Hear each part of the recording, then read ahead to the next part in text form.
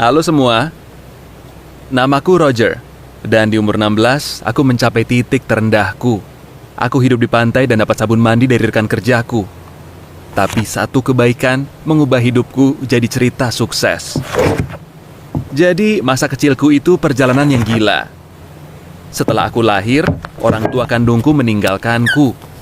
Aku ditaruh di keranjang kotor dan ditinggal di dekat supermarket. Orang tuaku menemukanku dikelilingi keranjang belanja dan kucing liar, lalu mereka bawa aku ke rumah mereka. Ya, lebih kayak karavan daripada rumah, tapi setidaknya aku nggak bakal dimakan binatang buas. Awalnya, aku merasa disayangi. Mereka bahkan ajarin aku baca, dan aku nggak lihat ada yang salah karena aku nggak punya pembanding. Tapi setelah aku bisa jalan dan makan sendiri, mereka mulai ajarin aku hal berbeda. Mereka ajarin aku cara mencuri, untuk kekerumunan orang, berlagak polos, dan copet tas, perhiasan, atau HP mereka. Mereka senang banget kalau aku bawa pulang banyak barang dan aku nggak banyak tanya. Mereka bilang aku berbakat dan hebat, jadi aku ikuti saja. Sampai aku mulai remaja. Aku nggak lagi terlihat polos, jadi orang lebih hati-hati di sekitarku. Dan kali ini, pria lebih tua melihatku mengambil HP dari kantong perempuan di taman. Jadi, dia mulai mengejar dan memakiku. Aku takut banget. Aku pikir aku bakal mati saat itu juga. Aku berhasil kabur, tapi sore itu, aku bilang ayahku kalau aku nggak mau melakukan ini lagi. Aku mau sekolah, setelah itu coba mencari pekerjaan yang benar. Dia nggak terima itu. Dia bilang kalau nggak ada tempat di rumahnya untuk anak nggak berterima kasih dan aku harus balik dan tidur di supermarket di mana mereka menemukanku. Aku nggak percaya kalau orang tuaku yang penyayang bisa melakukan itu padaku. Saat itu, aku nggak ngerti kalau cinta mereka berdasarkan pada seberapa bergunanya aku. Jadi, waktu aku umur 16, aku punya satu kaos, satu pasang jeans, dan nggak punya rumah. Itu adalah akhir musim semi, jadi aku memutuskan tidur di pantai. Aku mencoba sebisaku untuk gak runtuh, tapi susah. Aku gak tahu apa-apa. Aku gak punya keterampilan selain mencuri, tapi aku gak mau melakukan itu lagi. Aku mau berubah, melakukan sesuatu yang berarti. Aku menemukan kerja part-time di call center. Awalnya baik-baik saja, tapi setelah beberapa minggu, aku sadar rekan kerjaku mulai meninggalkan sabun di mejaku. Rasanya gak pantas banget, seakan aku tinggal di kantor. Suatu hari aku lihat dompet manajerku dekat toilet. Harus kuakui, aku kepikiran mau ambil. Tapi aku ingat orang tuaku dan amarah mereka, dan aku mikir, ini bukan yang aku inginkan. Jadi aku ke kantor manajerku. Aku taruh dompet dia di atas meja karena dia nggak ada, tapi saat itu juga dia masuk. Jantungku berdegup kencang. Gimana kalau dia pikir aku nyuri? Aku bersiap diri untuk dipecat. Tapi di saat itu, aku dengar dia bilang kata-kata yang nggak pernah aku dengar seumur hidupku. Kamu orang baik, Roger. Dia ambil beberapa kunci dari kantongnya. Dia bilang kalau dia punya garasi yang gak digunakan siapapun dan aku boleh tinggal di sana. Aku merasa air mataku bercucuran. Hanya butuh satu orang untuk membalik hidupku. Setelah beberapa bulan, aku berhasil mengumpulkan uang. Aku menemukan apartemen kecil dan aku dipromosi jadi manajer. Tapi aku merasa kalau ini bukan akhir dari ceritaku.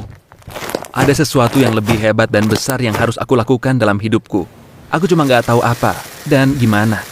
Saat itu, aku lihat salah satu rekan kerjaku kesulitan. Gadis muda bernama Janet berkali-kali nggak masuk kerja. Mata dia selalu terlihat nggak fokus, dan bahkan waktu dia masuk kerja, dia seperti nggak benar-benar ada di sana. Aku minta dia untuk masuk ke ruanganku, dan saat dia duduk, dengan gugup dan gemetaran, aku mengerti apa yang sedang dia lalui. Dia langsung nangis. Dia cerita tentang kecanduannya, dan aku tahu kalau aku nggak bisa pecat dia. Aku diberi kesempatan kedua dalam hidup, dan aku harus kasih dia juga. Jadi, aku cuti 1 hari, aku antar Janet ke tempat rehab, dan aku bilang ke dia begitu dia bersih, dia bisa kembali kerja.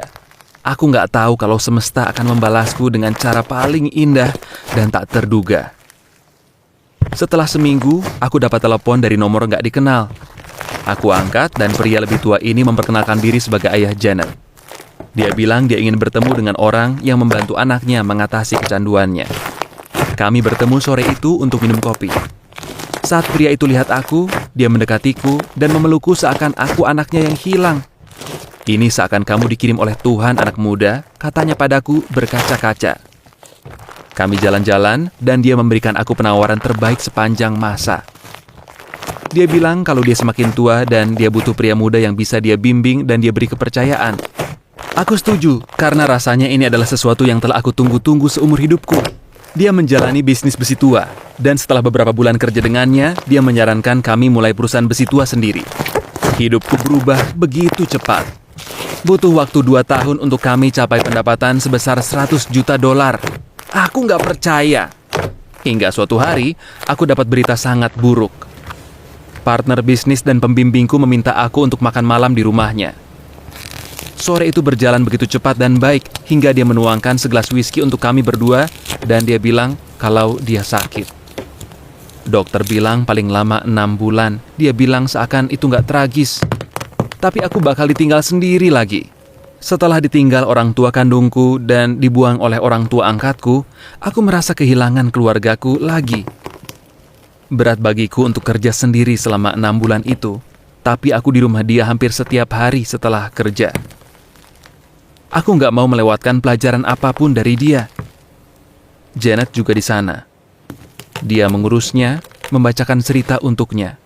Setelah pertarungan besar melawan kecanduannya, masih banyak yang harus mereka bicarakan.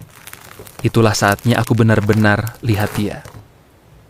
Dia berubah dari gadis kecil yang tersesat, jadi pekerja keras paling cantik yang pernah aku lihat.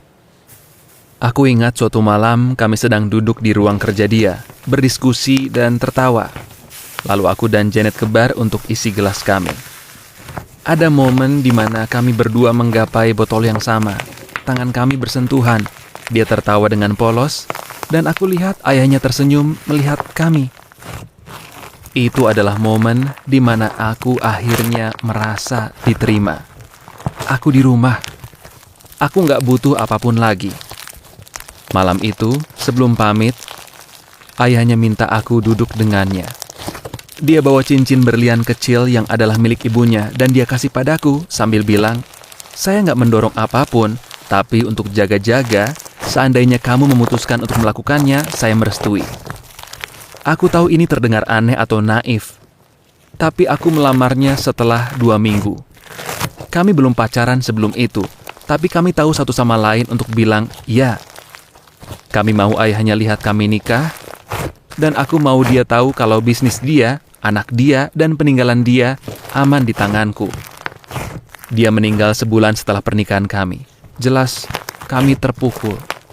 Tapi di saat yang sama, rasanya kami telah melalui waktu luar biasa bersama. Dan hanya itu yang bisa seseorang minta.